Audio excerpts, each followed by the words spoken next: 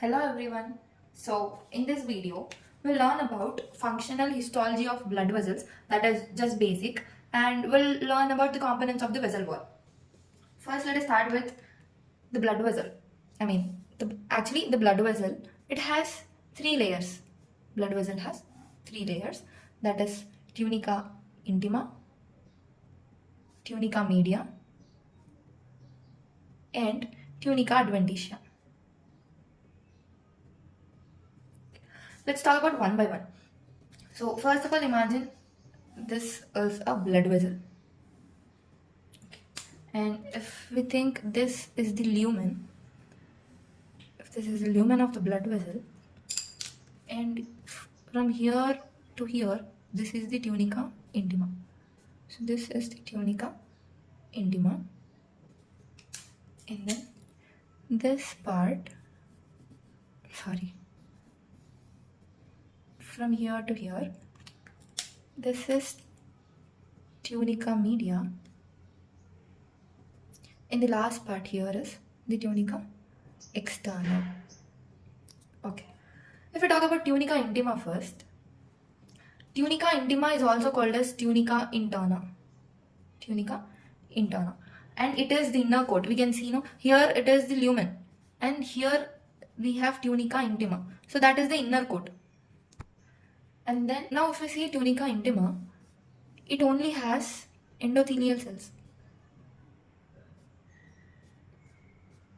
What are these endothelial cells? These are nothing but simple squamous cells. Simple squamous epithelium. Okay. If we talk about tunica media is also called as the muscle layer, and it is the middle coat.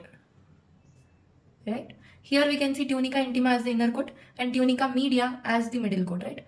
So tunica media is the middle coat. What it consists of? Smooth muscle and also the elastic tissue. Now if we talk about the smooth muscle, if this is the lumen, now here we have endothelium around it, and the smooth muscle layers are arranged circularly around the lumen. That means these smooth muscles, if they get sympathetic stimulation, what happens is they will get contracted. That means they'll come closer like this. Now what happens? This leads to vasoconstriction, right? If there is sympathetic inhibition, now what happens? This smooth muscle cells will get relaxed. Now this leads to vasodilation. Okay. And then if we talk about tunica externa, it is the outermost layer, right? Tunica externa is also called as tunica adventitia or tunica adventitia. Now if we talk about tunica adventitia, it is the outer coat. Here we can see that this is the outer coat. That is tunica adventitia. Now what does this tunica adventitia consist of? Now this tunica adventitia consists of collagen fibers and also elastic tissue. Now what is the function of these collagen fibers here? They provide strength and stability to the blood vessel. Now what is the function of this elastic tissue? It provides flexibility, and that helps in recoiling, right? Now let us talk about the components of the vessel wall. There are four important components of vessel wall. We already knew about the layers that are present in the vessel wall. What are they? We have endothelium, and then tunica interna, that is endothelial layer, and then tunica media, and then tunica externa. So now what is present in the tunica interna? We have endothelial cells, right? Endothelial cells are one component of the blood vessel. And what is present in tunica media? We have smooth muscles and also the elastic tissue. Am I right? And what is present in tunica adventitia then? In tunica adventitia, we have collagen fibers. That is nothing but fibrous tissue. And also this elastic tissue, right? Every blood vessel in the body will not have same amount of elastic tissue, same amount of collagen fibers. It varies. And this distribution of these components in various blood vessels determines their functional significance. Okay, that means if there is more elastic tissue in a blood vessel, that means it helps more in stretching, right?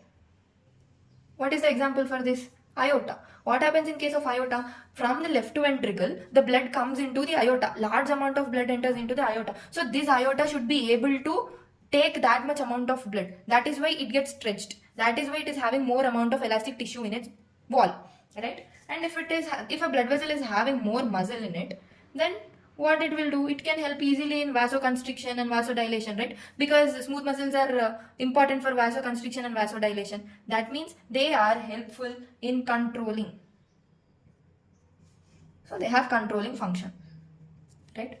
Okay, now these components also influence the ratio of wall thickness to the internal diameter. This is the wall thickness to the internal diameter, and that significantly contributes to their role in hemodynamics. What does this statement actually mean? It means, let's take an example of artery.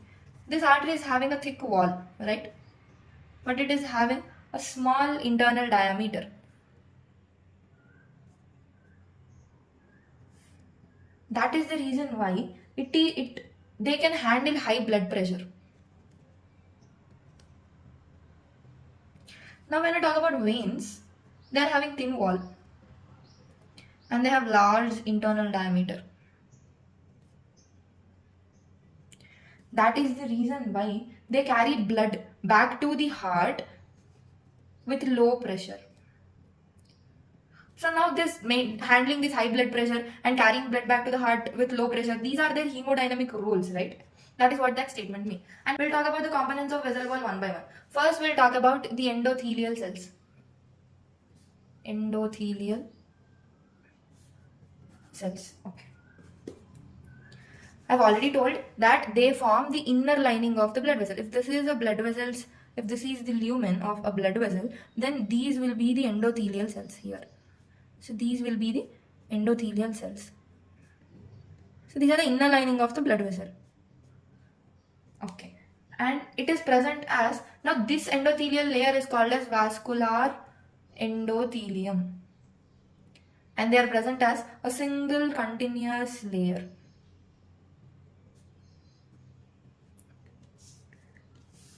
And now one endothelial cell is adhered to the another endothelial cell with the help of tight junctions and also some other intracellular connections. Tight junctions. Okay. Now when we talk about the capillaries don't have smooth muscle layer, they don't have collagen fibers, they don't have elastic tissue. They only have a single layer of these endothelial cells that are present on the basal lamina. Here, the basal lamina. Okay, now we'll talk about this basal lamina first. What is this basal lamina? If this is endothelial cell layer, below that we have a basement membrane. Now what is this basement membrane?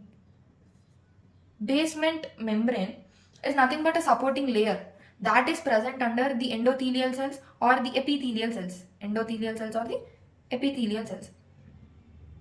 Now this basement membrane has two parts. It has basal lamina and it has reticular lamina. If we talk about basal lamina, that is the upper layer of the basement membrane. That means it is this part. This part of the basement membrane is the basal lamina. It lies directly below the endothelial or the epithelial cells. And this basal lamina is produced by the endothelial or the epithelial cells by themselves. Okay.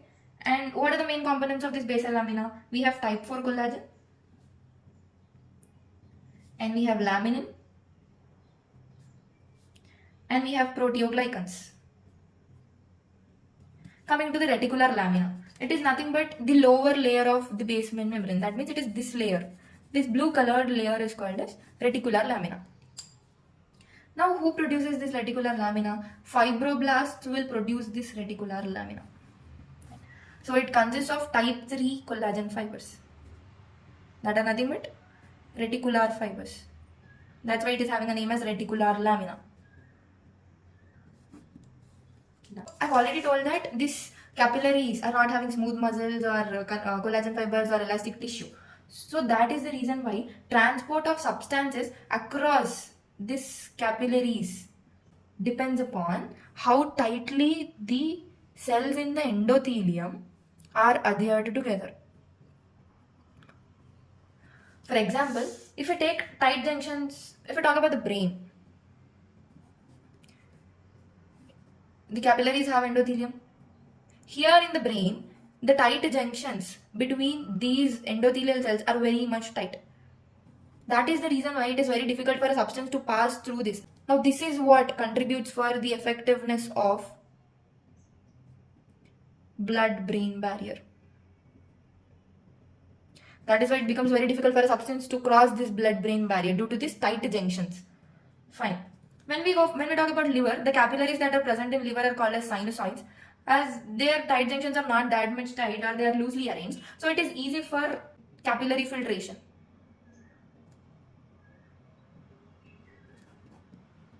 Now, if we talk about what are the substances that are released or produced by these endothelial cells, these endothelial cells will produce 5 substances. Endothelial cells that are nothing but nitric oxide,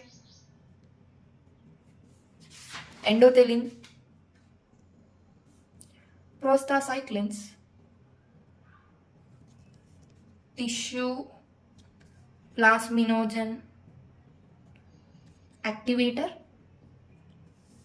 The other one is von Willebrand factor. We'll talk one by one. First, we'll talk about nitric oxide. What does this nitric oxide do? It causes vasodilation. What happens when there is vasodilation? There will be increased blood flow. There will be decreased blood pressure, right? So it causes decreased BP. And when we talk about endothelin, it is opposite to this nitric oxide. It causes vasoconstriction. That means it increases the blood pressure, right? Now when we talk about these prostacyclins, they prevent platelet agglutination. That means if normally blood flows in the blood vessels, platelets will also flow, right? There will be chance for platelets to agglutinate. So this is prevented by prostacyclins. Okay, and it also causes vasodilation. Now coming to the tissue plasminogen activator. What happens is, it is nothing but it's an enzyme. If there is an injury, what happens? Clot will get formed at that place, right? And after everything, after healing, complete healing, this TPA is released, tissue plasminogen activator. What this TPA will do? It will convert inactive plasminogen into the active plasmin. Now what this plasmin will do? It will go and break the fibrin. Okay. And now here the clot which was formed for this injury, that clot is removed. That's how it works. Talk about von Willebrand factor. This is an important factor or important protein that is produced and released by this endothelial cells. What happens if there is an injury to the vessel wall?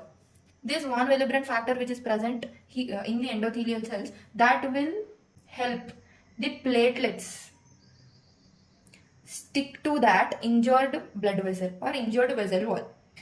Now, till here we talked about endothelial layer, and remaining we'll talk in the next video. Here if we talk about diameter and also the wall thickness, if we talk about aorta, capillary and vena cava. For aorta, the diameter is around 20 mm, and for capillary it is around 7 micrometer, and vena cava it is 15 millimeter. And coming to the wall thickness, aorta is having 2 mm, capillary is having 1 micrometer, and vena cava is having 1.5 mm. 20 mm, 2 mm, 15 mm, 1.5 mm. Okay. Thank you for watching. If you want to go through my notes, they are provided in the description below. And that's all for this video. Please subscribe to the channel for more videos like this. And don't forget to like and share. Thank you.